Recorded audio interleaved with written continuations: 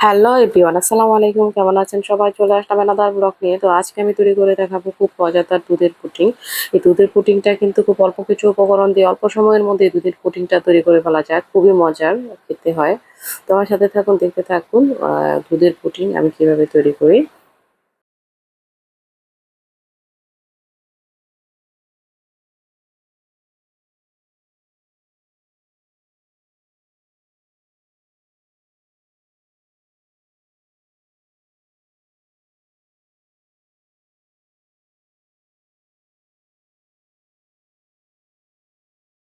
তো দুধের পুডিং তৈরি করার জন্য এদিকে চুলায় একটা প্যান বসায় দিয়েছি। আমি নিয়ে নিয়েছি হাফ লিটারের মতো লিকুইড দুধ। এখন হচ্ছে এই দুধটাকে আমি দুধের মধ্যে আমি আহ, মেজারমেন্ট কাপে হাফ কাপের মতো চিনি অ্যাড করে দিব।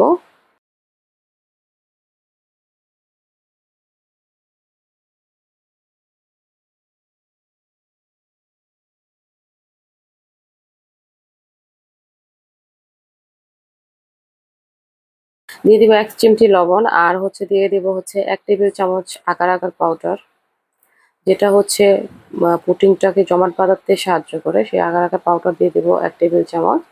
এখন এটা কিন্তু ঠান্ডা অবস্থাতেই কিন্তু এই আগার আগার পাউডারটা দিয়ে করতে হবে। যদি গরম অবস্থায় দেওয়া হয় তাহলে আগার আগার পাউডারটা কিন্তু মিশতে চাইবে না দুধের সাথে। তো আগে থেকেই এটাকে ভালো করে ঠান্ডা থাকা অবস্থায় দিয়ে ভালো করে মিক্সড করে নিতে হবে দুধ আর আগার আগার পাউডারটাকে। তারপরে চুলাটাকে অন করে দিতে হবে। একটু সময় নিয়ে আমি আগার আগার পাউডার আর দুধের মিশ্রণটাকে মিক্সড করে নিচ্ছি।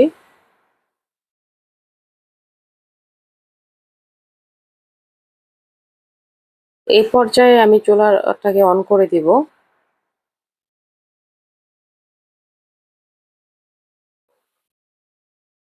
চুলাটাকে অন করে কিছুক্ষণ নাড়াচাড়া করে এটাকে ফুটিয়ে নিব দুধটাকে।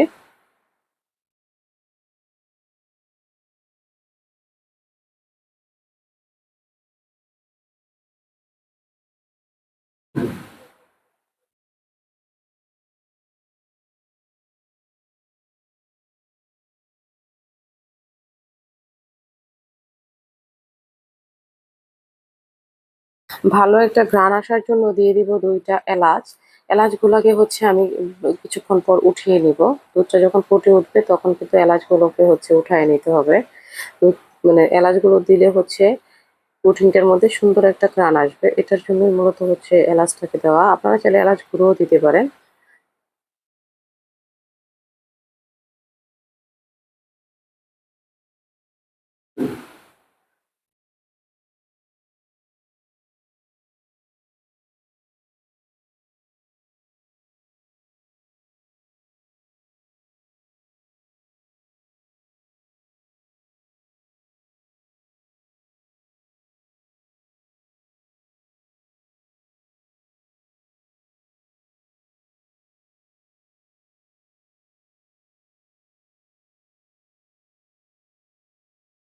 তো দুধ এদিকে ফুটে উঠেছে। আমি এখানে প্রায় 2 মিনিটের মতো দুধটাকে জাল করে নেব। তো এদিকে চুলা অফ করে দিয়েছি, আর এলাচগুলোকে এখন আমি উঠায় নিচ্ছি।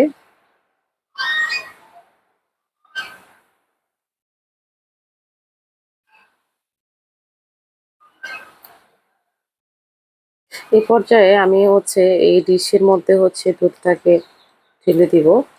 দুধটা যখন ঠান্ডা হয়ে আসবে তখন কিন্তু এমনিতেই জমাট বেঁধে যাবে। তো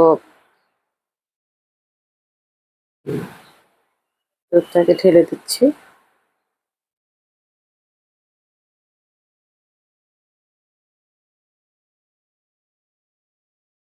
তো আমি প্রায় 1 ঘন্টার মতো এটাকে রেখেছিলাম। 1 ঘন্টার মতো নর্মাল ফ্রিজে রেখেছি। 1 ঘন্টা পর ফিরে এসেছি। আহ পুডিংটা কিন্তু এর মধ্যে প্রায় সেট হয়ে গিয়েছে ঠান্ডা হয়ে। তো আমি এখন পুডিংটাকে একটা ডিশের মধ্যে রাখবো, দেখি। তো এই যে দেখতেই পাচ্ছেন পুডিংটা হয়ে গিয়েছে। আমি পুডিংটাকে এখন কেটে দেখাবো কেমন হয়েছে।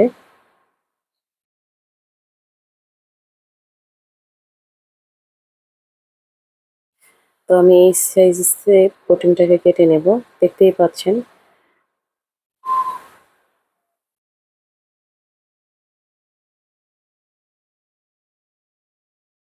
দুধের এই পুডিংটা দেখতে কত সুন্দর হয়েছে, খেতেও কিন্তু দারুণ হয়েছে। আপনারা চাইলে কিন্তু এভাবে পুডিংটা তৈরি করে অবশ্যই দেখতে পারেন। ভিডিওটি ভালো লাগলে লাইক, কমেন্ট, শেয়ার করে পাশে থাকবেন। ফিরে আসবো এরপর কোনো একটি ভিডিও নিয়ে। সে পর্যন্ত সবাই ভালো থাকবেন, সুস্থ থাকবেন। Take care. আল্লাহ হাফেজ।